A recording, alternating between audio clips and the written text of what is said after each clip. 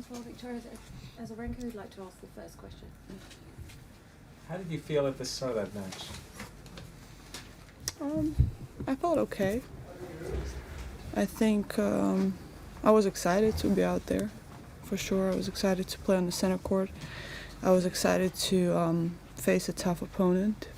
So, yeah, I was excited. And your play early on in the match? Did you feel you were playing well, or? I think there are parts that I played okay. There are parts that I could have done better. I think overall, I'm not really thinking just from the beginning. I think overall, throughout the match, I put myself in a good situation to have opportunities and to take chances, and I created them, but I didn't necessarily connect with the momentum of the match, and she did, and she took those opportunities. Vika, this may be small solace to you, but you were part of a history-making day today. 2 of the 3 matches on the 2 main show courts are women's. You've somehow become blazing the trail for gender unwittingly, but what does that mean to you? I hope it will be the last time we have to talk about it this way. Yeah. And I think that will be a real progress if we stop saying that for the first time in through history, that will be a big progress, but I'm glad it's moving in the right direction. Okay, in your battle to get back into form, is it been more of a physical challenge for you or an emotional one? It's a little bit of both. I think a lot of people don't really know on a daily basis what things that I have to go through, and that's okay. But I think physically, I'm very fit right now, probably better than I've ever been before. But to be able to connect that with my tennis, it's been challenging and a little bit frustrating in a way, because it's sometimes when you're unfit or something, you're late to the ball or you're not making enough steps or whatever, and for me it's the opposite. I'm too early. I'm way too early to the ball, and then I have so much time that I'm thinking too much sometimes, and that connection needs to happen at some point, and in practice I'm able to manage it better, but in matches it has to happen. But I think there is a progress from a match to match, especially comparing my previous matches in Mallorca. There is definitely a step forward, but it's not a finish line for sure. Victoria, just a quick question about your opponent today. I think a lot of people think she's got a game that could do very well on grass, but she's never been past the second round. Do you think she could do some damage in this tournament? I think it's unpredictable. I think there were quite a few shockers already in the tournament, so it really depends on a day-to-day, and the grass is a very tricky surface.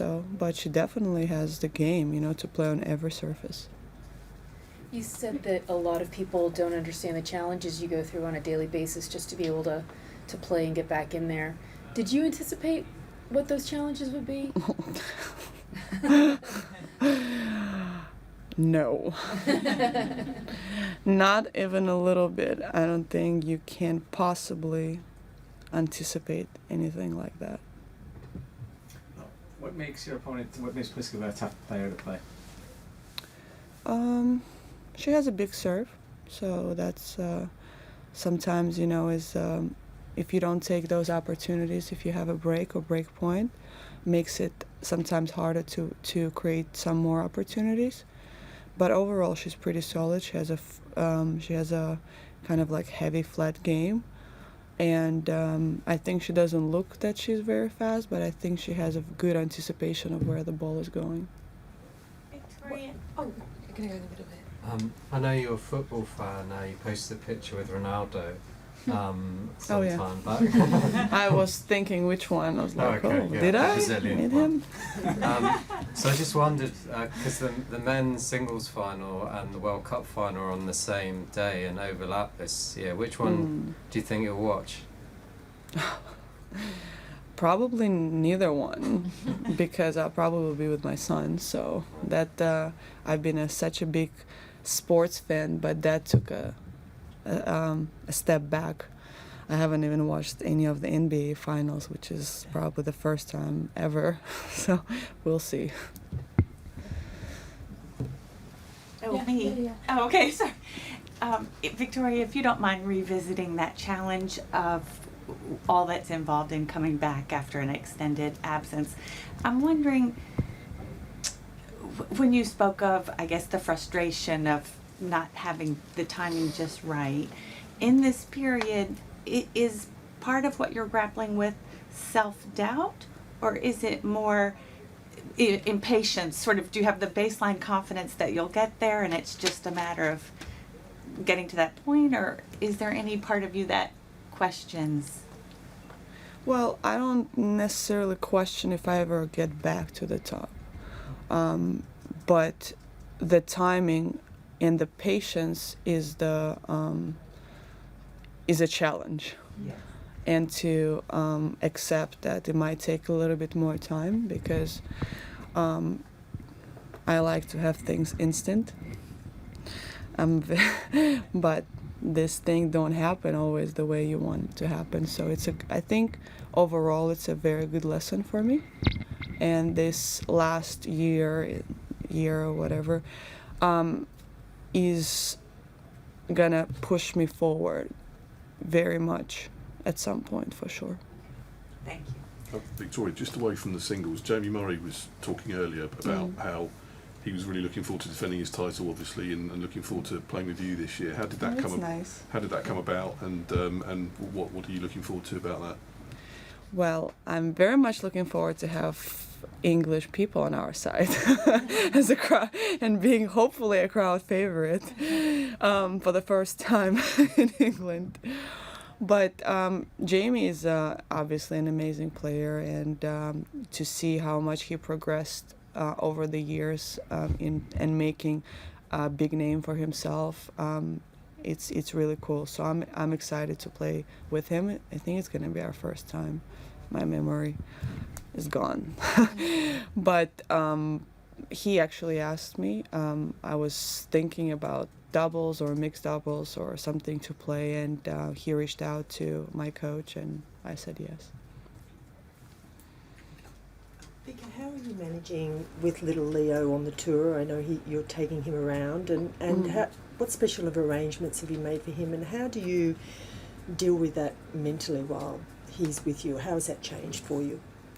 Well, my mother is helping me out, which is really amazing, and I think, I spoke about it. The challenge is to be able to find the balance where I'm able to take some time for myself, which I don't like to do, and when I go out and practice or go out and play, to be okay that I'm not spending this time with my son. So I think it's still a balance that I need to do better at, but I'm learning. How would you describe the atmosphere at center court during your match, especially that first set? It was really cool. I mean, it's really special. It's always going to be special to play on the center court, and I really enjoyed every time. I mean, I wish I would have won and have another opportunity, but it's always special to go out there and play on the biggest stage.